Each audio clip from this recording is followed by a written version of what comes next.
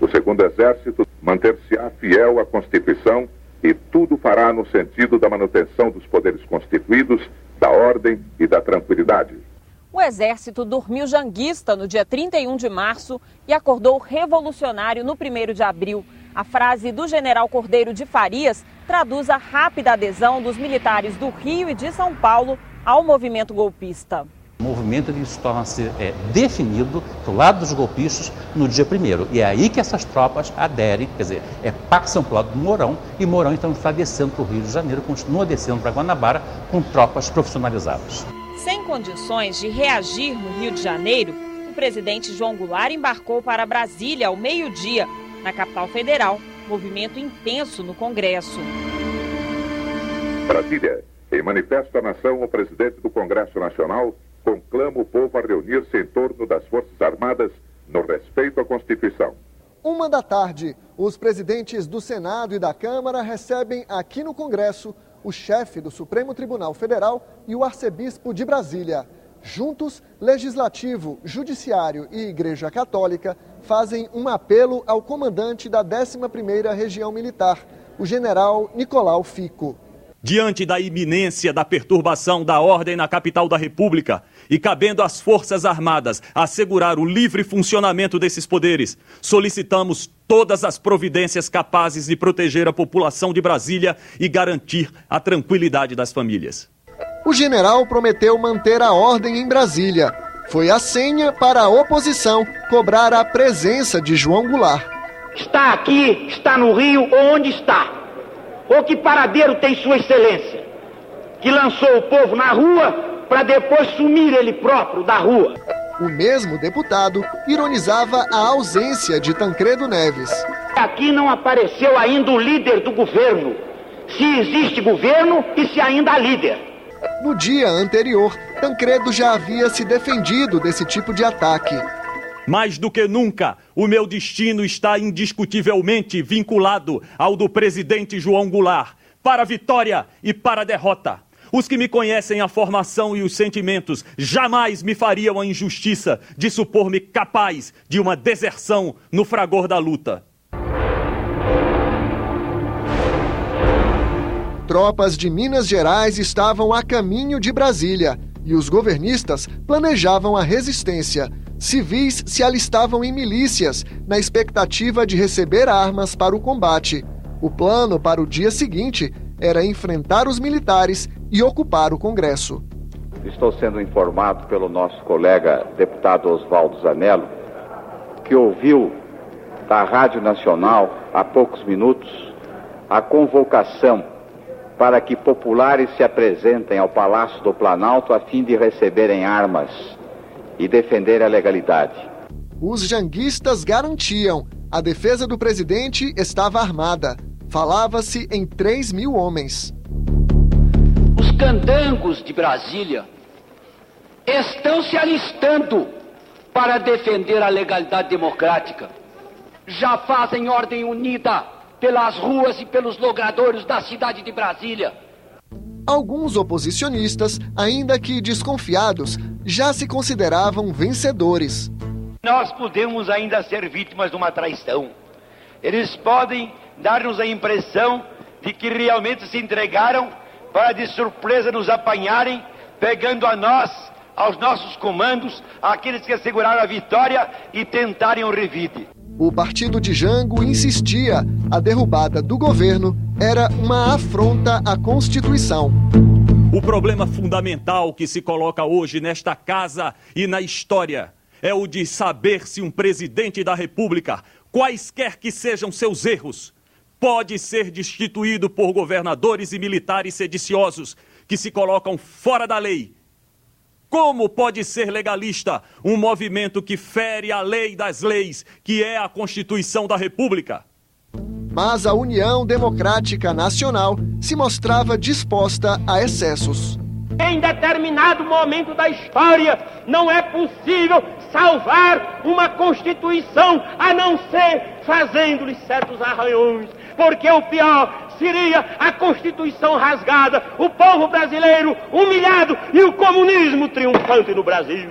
Para atingir João Goulart, a oposição disparava contra o Comando Geral dos Trabalhadores, CGT, e o Pacto de Unidade e Ação, PUA, duas centrais sindicais que apoiavam o governo. Os ataques também miravam a União Nacional dos Estudantes, UNE.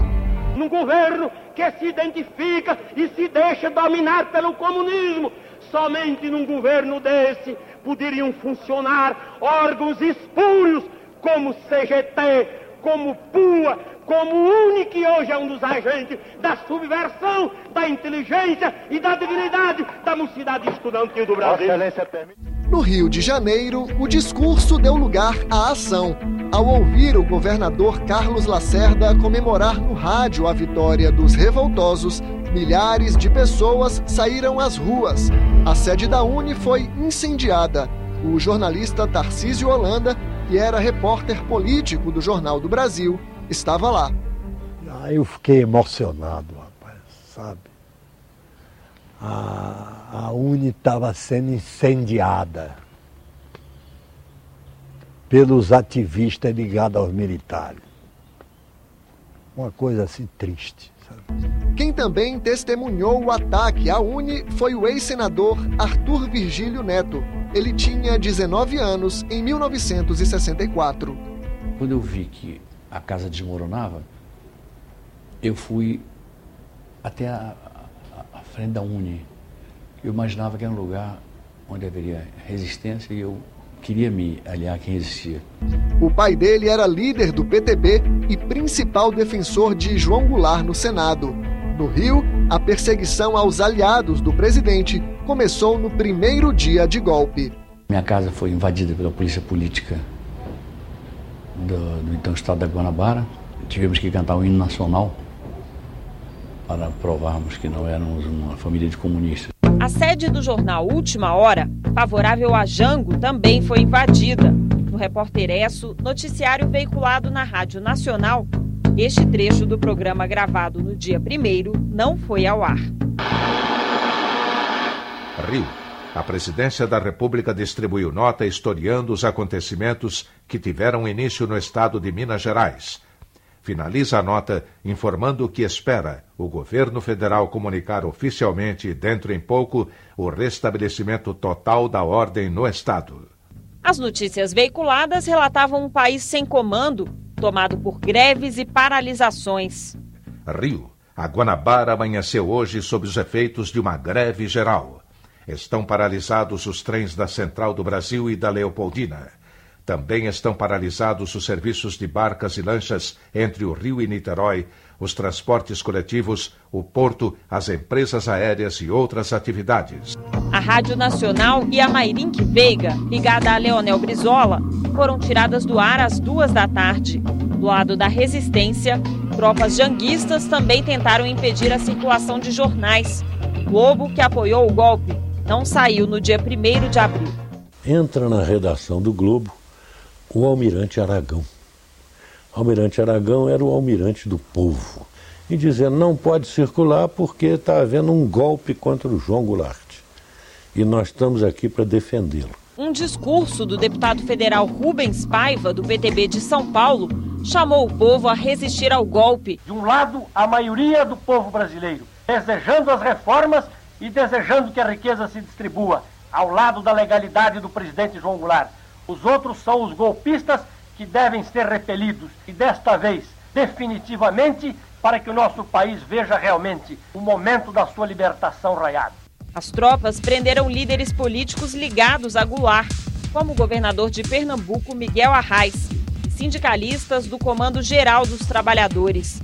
Choques entre o exército e manifestantes pró-Jango deixaram 2 mortos no Rio e 2 no Recife.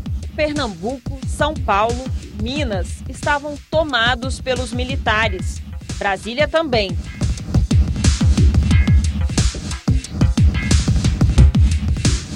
Às 11h30 da noite, o gaúcho João Goulart deixou a capital federal em direção a Porto Alegre, Rio Grande do Sul. O comandante militar aqui de Brasília, general Nicolau Fico, disse a ele: olha, presidente, estou aqui com o senhor, mas os quartéis tais e tais aqui do nosso lado estão pela sua deposição também. Enquanto isso, a oposição se articulava no Congresso para o que seria o tiro de misericórdia, declarar vaga à presidência da República. E Deus queira que nesta sessão extraordinária aqui estejamos para reconduzir o Poder Executivo àquilo que a Constituição determina, quer dizer, decretando o impedimento de quem moralmente está impedido há muito tempo de governar este país.